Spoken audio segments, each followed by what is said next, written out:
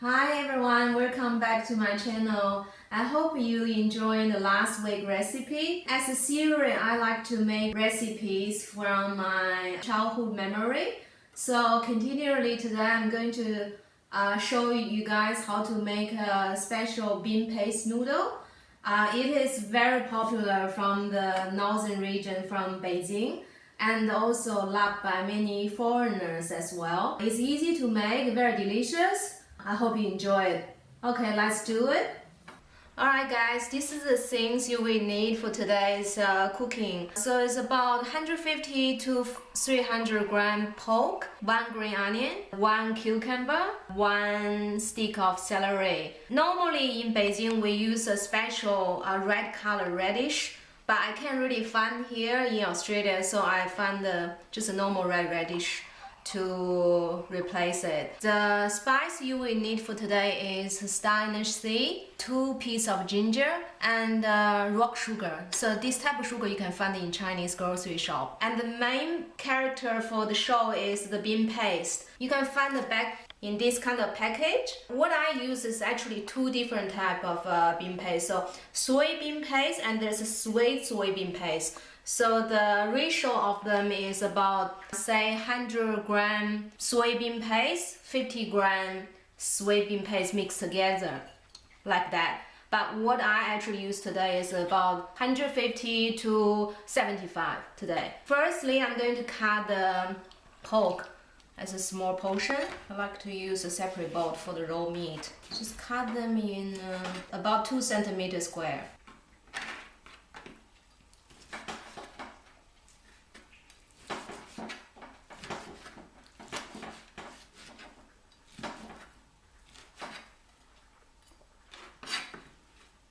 After the pork, I'm going to cut the vegetables. Firstly, I'm cutting the green onion. This is a really nice dish if you don't have time some night, because normally in China, when we come home, we feel tired and feel like something quick but tasty. This is always a normal family would do. And in terms of vegetable and toppings, you can put anything you like. Today, I actually missing one very important one. Can add a bit crunch, bean sprout. I actually bought some, but they're very easy to go bad, so I have to leave them out today. But you can add on carrots, anything that's crunchy and fresh. So the green onion we will use in 2 portions for later on. Okay, now I'm going to cut in the celery. With celery, we normally cut in small square shape. The celery I actually pre-cook for a minute in the water, so make the texture a bit nicer when you having them. So next, I'm going to cut some cucumber in thin slices. See, each ingredients have really nice fragrance and refreshing as well.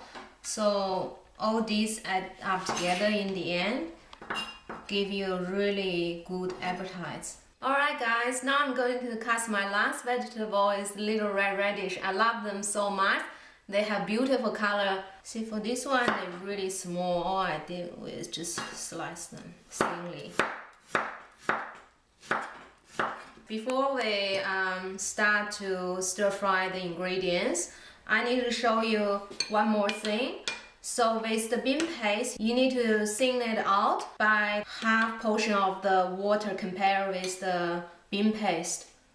So what you do is just simply put them in and stir slowly. You really have a really beautiful fermented smell. I think that's enough for now. So you don't have to do it in one go. You can add on a bit more if it's necessary during the cooking. Alright, so everything is ready now. Okay guys, now we're going to make the bean paste. Firstly, we need high heat at the beginning. So heat up your pan first and then put probably about 2 to 3 tablespoons oil. Okay, the first thing we're going to put in is ginger and then star aniseed and onion. What you do is stir quickly until they fragrant, and then now you add meat, stir a little bit. Wow, it smells very good already. before you put in the paste. You have to put the cooking alcohol for the extra flavor, the Chinese cooking alcohol. About a tablespoon. And now we can add the paste in. Okay. So here's the trick about the heat control. As soon as you put paste in, you need to turn the heat down to medium to low because they're very easy to be burned. So what we do now is slowly make the meat and the paste mix together and slowly add in the rock sugar. So the reason we use rock sugar is because it has more subtle taste. So it's very good for the side ingredient for cooking. So as you can see, it's bubbling nicely and smells so good. So see the consistency, as I showed you before when I put the water in the bowl, I said if it's not enough, I'm going to add a bit more. But I find it smells so nice. But I can see from the consistency now it's good. It's perfectly not too thin and not too thick. So keep stirring. Probably about 5 minutes. Alright guys, I'm going to make handmade noodle for this dish as well. If you have time, please do so because it tastes best. But otherwise, you can just buy any type of Asian noodle, will be fine. So what I'm going to do is I made dough about 30 minutes ago. Trust me, it's going to take a bit of muscle to do this. It's really hard. So in between, we put a little bit of flour. So it won't get too sticky. Oh my goodness, this is like a big workout for me. If you do want to make your own dough, what you need to do is, this is about 500 gram flour or maybe a little bit less. And then you use roughly a teaspoon of salt and 1 egg. After you do this, you realize it's a bit work when cooking a nice meal, but it's worth it. So it depends on the texture you like. If you like it a bit more tender, make it more thick. Oh guys, that's a workout. I'm so tired. So now as you can see, it's become a much bigger sheets. What I do is I just fold them. Let's see, okay, before I cut them, put flour on, fold them like this in layers. Each layer you need to put a bit of flour on, otherwise it will stick together. And then just cut. What you do is, depends on how thickness you like. Some people like a bit more thick, more wide. It's more tasty. So what I'm going to do is just medium, like that. See?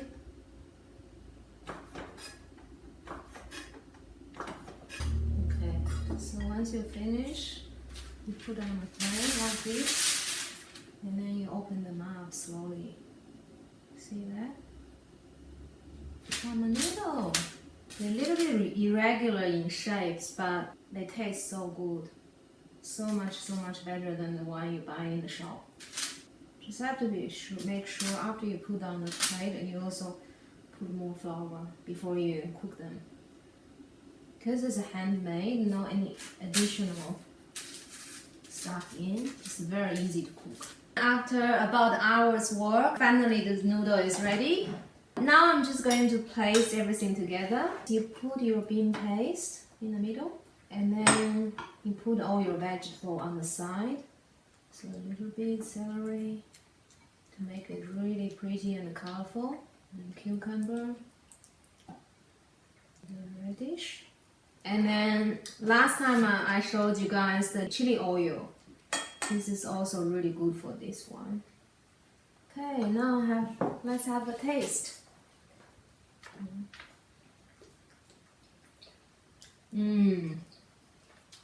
Oh god, the flavor is so good. As I promised you from last video, I'm going to show you how to make the chili oil I did from last video. So here's something you would need for to prepare it. What you need today is about 100 gram of any type of vegetable oil, or depends on how much you want to make. 50 gram of chili flake, 20 gram of white sesame, and then you got here is spice mix.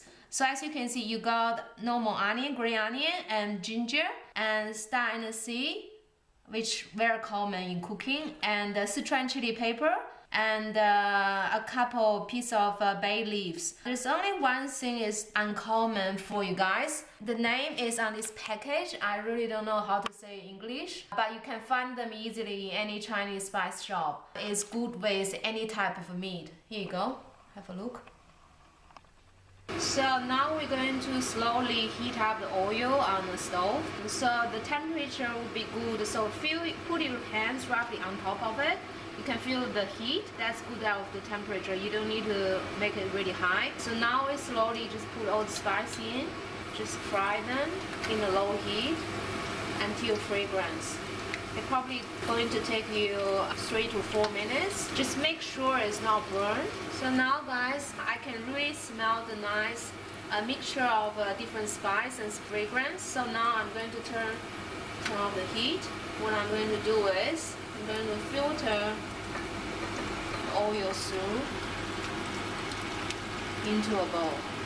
So here's the trick we need to learn, that firstly we mix up the sesame and the chili together. And the trick is you pour the oil a couple times into the flakes and the sesame. So you do first time and then you mix. Wow, smells really nice. Basically it's like a Chanel No. 5 for your chili oil, because it got all different type of spice within the chili. So for this one you leave cool and then put in a container, a jar, and then you can use it anytime you want for many different things. Any type of dumpling, and sometimes maybe salad, and just add on really great flavors. Okay everyone, that's it for this week. Thank you for watching and supporting again. Please let me know if you have any question and suggestion. Leave me a comment. I will definitely get back to you. So I will try to create another great recipe for you next week. Hopefully you will like it. And please don't forget, click subscribe and like button. Take care. See you. Bye.